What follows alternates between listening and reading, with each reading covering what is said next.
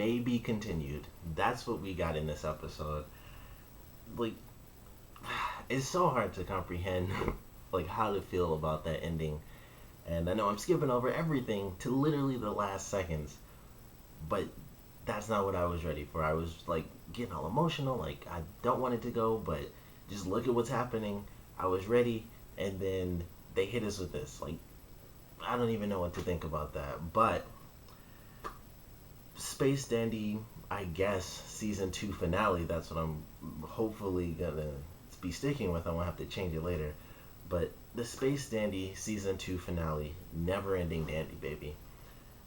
You know, the entire week after last week's episode, all I've been doing is trying to figure out, are we getting to season 3? I've been looking up stuff. I know a ton of you guys have too. Everywhere I go, when I put the same thing in, like Space Dandy season 3, is Space Dandy ending forever, and stuff like that, I find questions. I think 15 minutes after I finished last week's episode, I'd already seen a comment where someone was like, based on the way the preview for this week was, it seemed like it was the last one ever.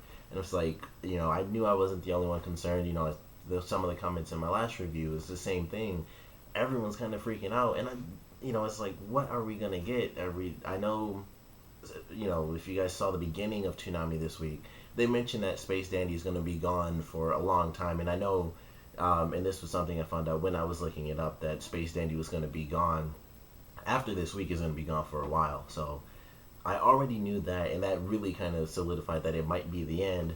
And then, you know, nothing was saying the contrary. There was not a single bit of news I could find that said there's going to be season 3 or anything like that. And then we get this ending, and that's all I can think about now, because of course I just finished the episode, and it was like really sad because it's the ending.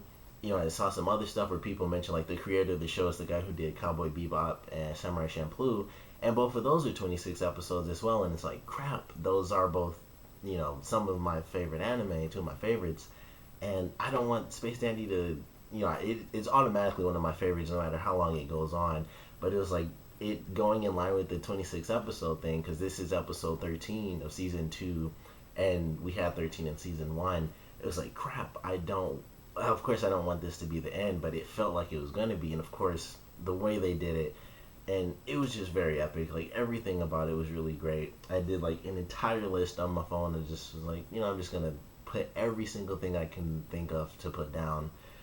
But then I'm not just gonna remember off the top of my head. The big thing, of course, we got all the big characters. We even got a reveal for one of the big characters, who's, you know, the leader of the Gogol Empire. We actually get to see him as a real person, which kind of blew my mind. I thought, you know, initially it was just, oh, we get to see him in person, and that was one of the things, like, we get to see Admiral Perry in person. He's not just the hologram version. And I thought it was really him in person when he was just huge, and then that was a hologram.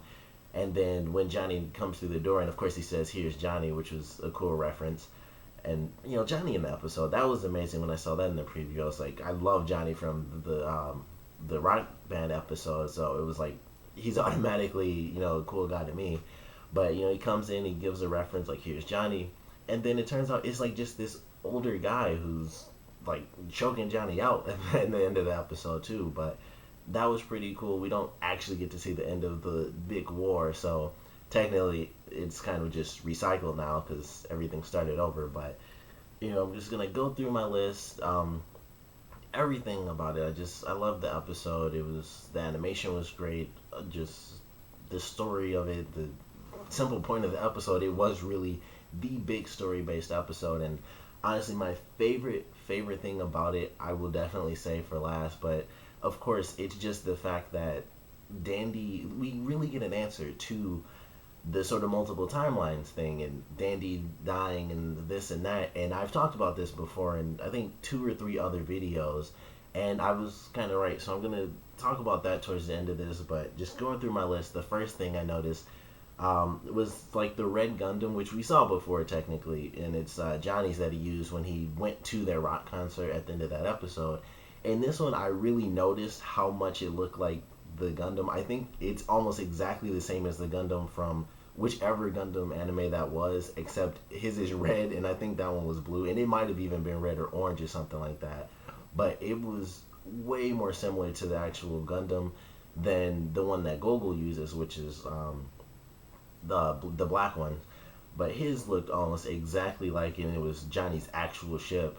And then of course he used like a cool unibeam type lion attack when he was fighting towards it, and I thought that was pretty cool. But it also made me think of Transformers. If anyone's seen the old Transformers film from 1986, I believe, they have it where you have the matrix of leadership that they have with Optimus, and he takes it out and you have to open it up, and it's like a beam and all this stuff. And that's just what it made me think of when he actually was holding it, because it was like a gold lion and shot a blue laser out. So that might have been a reference, or it could just be me linking one nerdy thing to another. But the red Gundam, I noticed, B being a traitor, way out of nowhere, really cool. I actually thought that was really interesting. But him shooting Dr. Jill, I did not expect in the least. Like, they're just together. He does the little smirk, and I was like, okay, something's weird. And he pulls out a gun, and that was also one of the crazy things. He just pulled out a real gun and was just like, and just shot him in the back. I was like, that was really serious. Just how it kind of hit me, like, oh, this is real dramatic. He pulled out a real gun. It's not like some laser pistol that shoots lightning or something. He pulled out a handgun and just shot him in the back. And then he took down Joe. And then, of course, he does, like, the collar flip, like, this is the symbol for badass. I'm just going to flip my collar up and get on the phone. So I thought that was really funny. And then we got giant Dr. Gel, and God, I hope we get the season 3 just for the explanation on that, where he's just giant all of a sudden, and he's, like, crushing B in his hands by the end of the episode. I thought that was really something to see, too. But when everyone was going to rescue Dandy, I thought that was pretty cool. One of the funniest things that caught my attention, when they were flipping around in the ship, they actually used a parachute in space, and for some reason, it just really caught my attention. Like, we're flipping around, let's use a parachute, and it's like a parachute in space. It just really stuck out to me. I mentioned the high collar thing, the lion sort of unibeam stuff. They did, I believe it was a Death Star chase reference from Star Wars A New Hope, when the crew, when they were all flying in the ship and they were being chased by the Gogol Empire, and it was really well animated and stuff. It just reminded me of Star Wars. So once again, could be an actual reference, could just be me relating it just because it slightly looks similar, because they went down and they were flying between walls. So could have been an actual reference. Once again, could have just been me. The Little Aloha surfing, for one, we got to see the Little Aloha. We haven't seen that in a very long time, but it was cool. It was surfing around and stuff. From this side angle, and this is something that's probably been really obvious to you guys, I never noticed that the little top piece was supposed to be like a pompadour. So that was something I finally realized. I should have noticed that the first time I saw it, but that was something I actually realized. And I enjoyed that scene where it was like bent down and then it was standing up and stuff. So that was kind of funny. Let's see what else. Johnny, like I said, Johnny being in there was really cool in general. Had this coat. The guy who was the scientist in last week's episode apparently worked for Johnny. I thought that was a little weird. It just seemed really weird to me. Like, this guy who was randomly the doctor, he was just like, poof, he was with Johnny, and he was like one of his leading guys. He was in, well, I'm just gonna say, the Gundam with him. So he was clearly one of his top men. I thought that was kind of weird that he was even in the episode. Honestly, it was like, oh, there's the doctor guy from last week's episode, or the scientist, I should say. But that was cool. It was fine by me. It was just everything happening. I was just like, it doesn't matter. It's all amazing right now. Yeah, just, of course, Dandy and the narrator. I think I skipped over a couple of things. Oh, before Dandy and the narrator, the actual ship that Dr. Joe has is flat out the Statue of Liberty. I thought that was really funny, because the big reference to the ship that he's always been using through the show is that, yeah, it looks like the face of the Statue of Liberty. That's been really clear and obvious. And then he just flat out has the Statue of Liberty as a ship. And then we get to see 2 giant smoke dragons, red and blue, are really cool. And then Dandy's going through, and then I love, like, it was getting super emotional. It's like, he's trying to reach towards the screen and stuff, and it's like, oh, it's getting sad. Like, he's gonna go through the little scene, and he's gonna shoot out of the ship, and it's gonna melt away and stuff. And then he's looking at it, and it zooms in on Honey, and you can see her panties. And that was great. It was like, that was his sort of typical anime, help moment, where the girl says something and the character's just like, I have energy now. His was just, he saw Honey's panties and he just, poof, he has tons of energy. he turned the ship into like its cool ninja mode. It almost had like a cloak or like a hood behind it, and it had a giant sword, and he fought the dragons and killed them off. Then he flew out the ship and punched the giant weapon and destroyed it. That looked really cool, even though it was super quick. I wish it actually lasted longer because it was looking really cool. But he destroys it. Then of course he meets the narrator, which I really didn't expect, and the narrator's like God. And once again, that's where it was kind of getting really serious, and it was like, Danny's gonna take this guy's place, and he's gonna be like the god of the series is gonna be reborn. And I wasn't thinking that he would actually see himself, because it was just the same universe recreated, but slightly different. But it was like he's gonna be like a god character, and this is it. If he's God, the show's gonna be done for sure. And then he's like, if I don't have a body, I can't go to boobies. It wouldn't be the same thing. And then he just kicks the chair and he's like, I'm out. And that was one of the funniest things, and it was one of the best things about this episode. It was just, once again, a serious moment, and he's just like, I can be God, and he's just like, well, then I can't go to boobies, and he just kicks the chair, and he restarts the universe, and it was just a great ending. And I love the show. I really hope we get a season 3. I heard, and someone commented in my last review, that if Space Dandy does really well, they would do what they did with Cowboy Bebop, which was actually make a film. And so I hope we get one or the other, because it would be great to have something that officially ends the series and isn't just a too soon ending for the show. And it's only 26 episodes. That's such a short series. And like I said, Samurai Champloo, Cowboy Bebop, those are two of my favorites, and they are just like classic anime, like anyone would say that, I believe. But the shows, it's weird to think about that, because I didn't, of course, see those shows when they were brand new. But having experienced Space Dandy from the very beginning, I was really into this show. I was like, I want to see this. It looks really funny. And just watching it all the way through. And now it's over, and it's only been, I think, an actual year of time. And it's just crazy to think that it's already over. But I'm hoping we get something. Like I said, this episode was definitely amazing. I think the last little thing, the ending theme song was very interesting, because it sounds just like an actual song. I don't know the name of that song, but I think if you heard the ending theme, you instantly know what song I'm talking about. It's like the super popular sort of old breakdance song. It's like the one everyone uses in all commercials, so it sounds like that one to me. But I love the ending. And then the thing I mentioned that I was saving for last is the stuff about the alternate timelines and Dandy living in one dimension or multiple dimensions simultaneously. That was without a doubt my favorite thing about this episode, because it gave us an answer.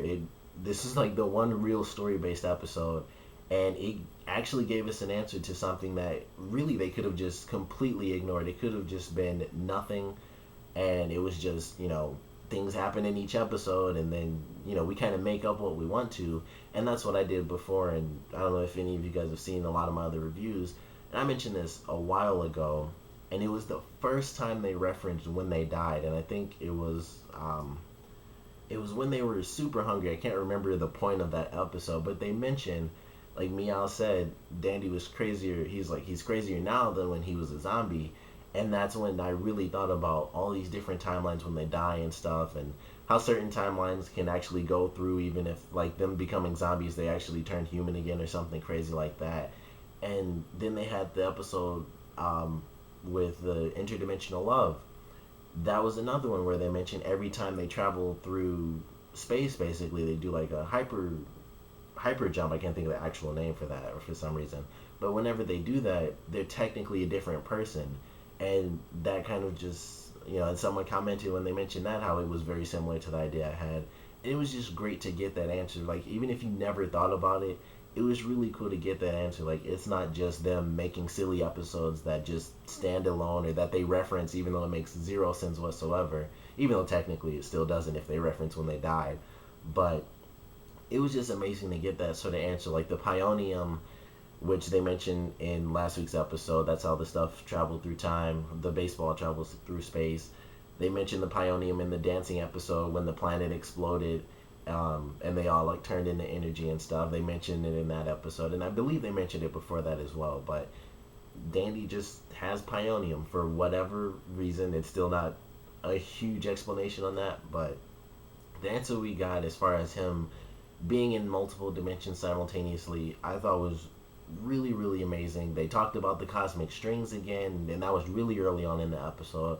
And I love that too, because that kind of introduced the fact that they were going to acknowledge what they did with the series where things randomly happen. They blew up on the planet in the very first episode of this series. So them just connecting everything through the cosmic threads or the cosmic streams was just really great, and I never would have thought they would do that just from the series or the season premiere, and then the season finale, I guess, or series finale. I don't know, but I love this episode. It was a great one. God, just all week, this is all I've been thinking about is just, is it ending? Is it not? Maybe continue with the question mark, which is just crazy to see, but it does give me a lot of hope. I'm sure it gives you guys a lot of hope too. I hope we get a movie. I would prefer a season 3 because technically that would be much longer than a movie, but either way, I would love more Space Dandy. That's what we need. But I love this episode. Of course, comment below, let me know what you guys thought about it. Your favorite parts, least favorite parts. You shouldn't have any least favorite parts. It should all be amazing. And I'm gonna do videos like my top 10 Dandy moments of the entire series as soon as I actually finish that, and it'll probably be done by next week, depending on just random school crap. So by next Saturday, I'll have that done, and once I do, it'll be down in the link below. But please, check that out, by next Saturday. And of course, stay dandy, Space Cowboy.